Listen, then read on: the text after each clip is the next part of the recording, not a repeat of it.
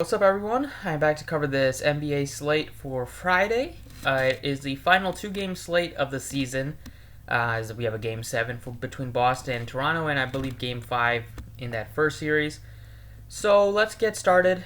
As always, appreciate the like on the video and subscribe if you have not already. I will be making my final look for NFL probably right after this, so stay tuned for that.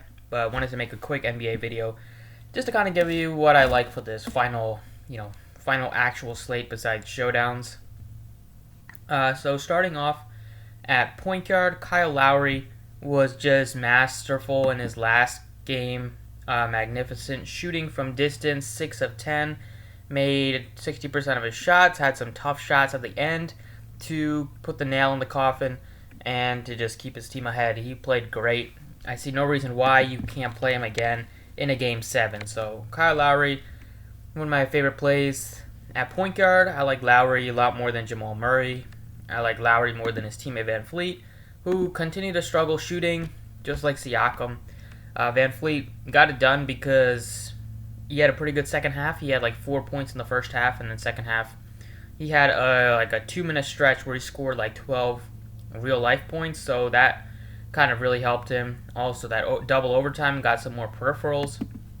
But overall, I think Lowry is just the higher upside play. So I like Lowry more than Van Fleet. Kemba was an absolute no-show last game. Very tough. Played 52 minutes and only scored 19.5 fantasy points. Just shot 2 of 11.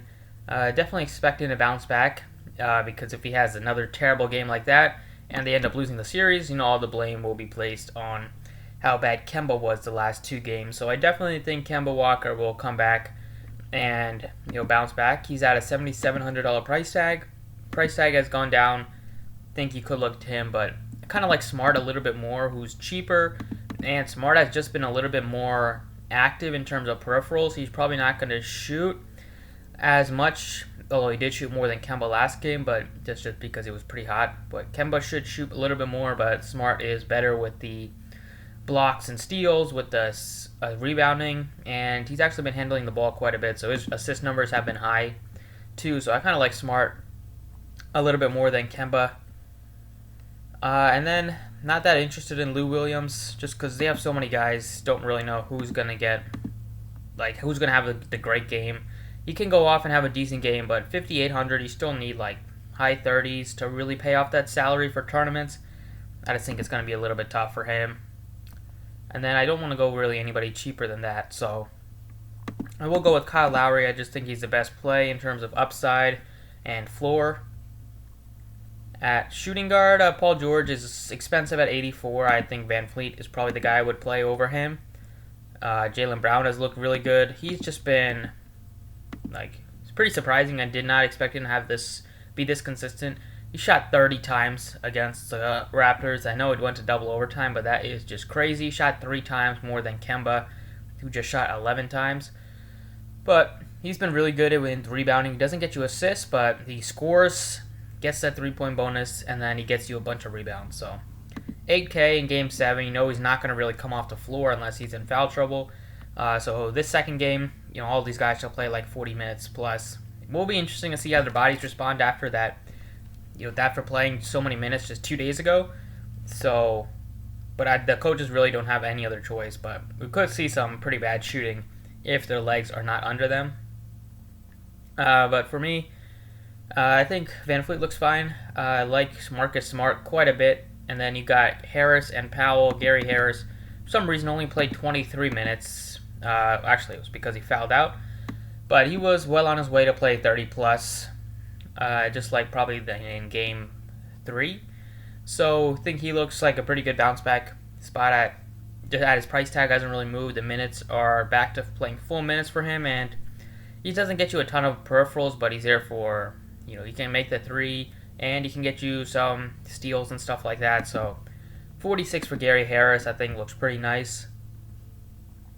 At small forward, Leonard is 10-4. He had a really good game because Paul George was also in really heavy foul trouble, so he didn't really have to play that many minutes with George. Almost had a triple-double, but don't really think George will, pick up his 4th foul 2 minutes into the third quarter. So I definitely think Paul George is probably gonna be the guy that. I mean, he's gonna take some more away from Kawhi, so I don't think Kawhi's gonna go off for almost a triple double again. Probably Tatum looks pretty solid at 95. If you were gonna play anybody on the Celtics, you could look at Tatum and Brown. But probably Smart is still my favorite just based on his price tag. And then we have OG ANUNOBY, who's at a pretty reasonable price tag. If you were watching the game, he played some minutes at the center. So they closed small, and then both of the overtimes they played with Powell and Gasol. Or Ibaka didn't play any of the overtimes, minus like coming in to throw an inbound pass here and there. But if they do something like that again, then OG should get a lot more rebounding opportunities, which he did. Got 13 boards. It did go play 50 minutes, but he's just going to be out there for his defense. He can really wreak havoc on Tatum or Brown just with how active he is on the defensive end. And then Norman Powell is 4,400. He was really good last game. Had him there, and I'd probably go right back to him because the Raptors are going to probably go small at some point. It could be early, it could be later, but at some point they're going to go small and have like OG at the 5 or Siakam at the 5 and just have a bunch of shooters because they're going to have to score, and were able to score at a pretty good clip with Powell in there. He shot the ball good, and he's actually not a half bad player. He shoots, he's active, and that's kind of all you need at 4,400 if he somehow gets like 25 to, normally I would expect 25 minutes or so, and then depending on how this game goes and how Nick Nurse, if he goes small early, could push for 30 minutes. So Powell, not a lot of value at all on the slate. He definitely gives you some upside, especially if like Van Fleet and Siakam continue to struggle shooting. At power forward, we have OG, who I like, just because he's probably going to play quite a bit. Price tag is at a decent clip at almost 6K, but he's shown that he can pay that off. Marcus Morris is just 4,800. The minutes are going to be around 30 to 35. I think he looks reasonable. He doesn't have the highest floor, but 48 sub 5K price tag looks a bit interesting. But I think I'll go to Siakam one more time just because the price tag on him is pretty fair compared to some of the other guys on the slate. He's 78. He's been awful shooting, but he's going to continue to shoot. He's going to continue to play huge minutes. Could see him play. I think he's played the entire second half in 2 games already this series. That should happen again tonight in Game 7. As long as he's aggressive, hopefully he'll be able to make half his shots because some of these games, if he just makes half his shots, he's going to put up a pretty respectable and decent fantasy score. And Game 7, I think the price tag on him just looks pretty nice.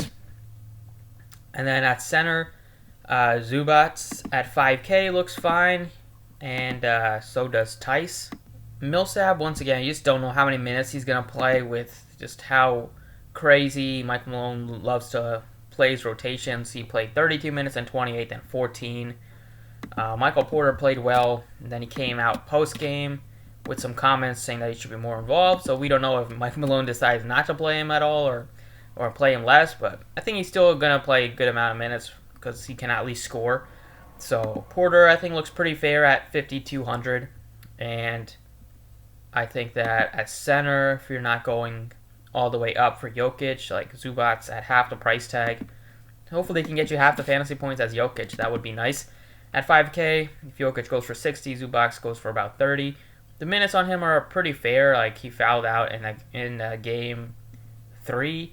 And then normally if he's not fouling out, he's seeing somewhere around 25 to 28. 30 minutes was pretty surprising, but he was playing well, almost had a double-double.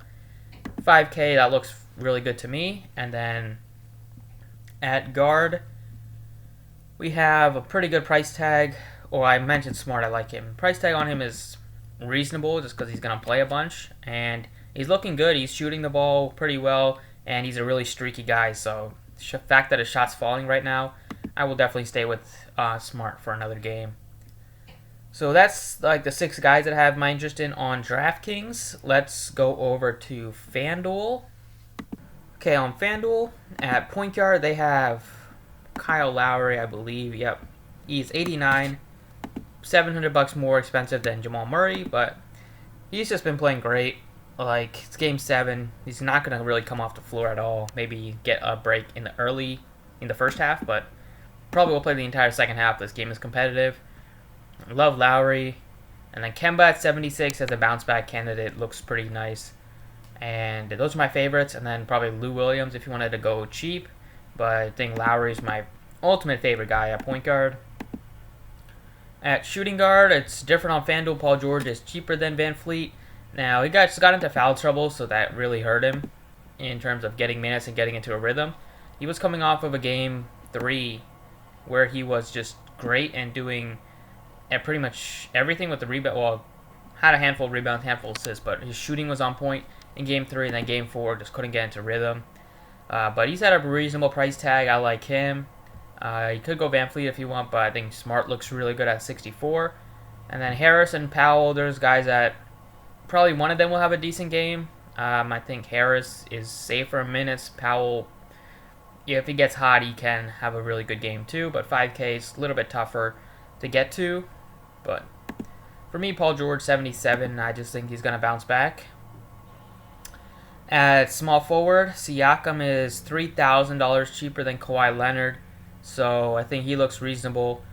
Brown looks also reasonable, and then OG at 6K is definitely not the worst option. Grant played like 34 minutes and had like 6 fantasy points, so just don't know how involved the Nuggets role players are going to be. It's going to be Jokic and Murray, and then probably Porter really doing a lot of the work offensively. So for that reason, and the fact that I do think Siakam is just going to play like 45 minutes tonight, I'll go with him. Hopefully he has at least one good game this series. That would be nice. And then at power forward, it's going to be tough to play Ibaka because we don't know if they're going to go small again. I do think they will, but Ibaka might only play like 20-ish, 15 to 20 minutes. Same thing with Gasol. So I'm not really on either one of those guys today. Porter looks reasonable at 5,200. On FanDuel, the position you're going to have to go with some cheap options. You have Tice, also looks pretty solid. And then Tatum if you wanted to go all the way up. But right now, I just think that they're going to need some scoring, so Porter looks really good. If you don't want to get up to Porter, then you can just go with Tice, who has really just solidified his role.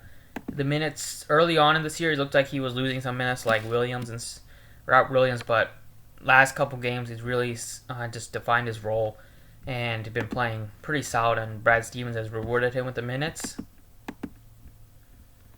And then at center, you have a $4,700 Zubats, who I think is just the guy that I would like to get to. I would love to get to Jokic, but I'm thinking I'm going to want to get to Siakam and at least get to Paul George and Lowry, so it's going to be tough for me. Zubats, just give me like 25 minutes of Zubats, and I'll gladly take the mid-20 fantasy points, maybe high 20s, maybe low 30s, depending on if he has like an outlier game in blocks and steals. But yeah, that's pretty much it. That's what I'm looking at. Out of my favorite teams to target today, it would be the Raptors, my favorite. Then the Celtics, then Clippers, then Nuggets. So that's it. Thank you for watching, and I'll see you guys later with probably an NFL video out. So best of luck tonight, and then best of luck on Sunday.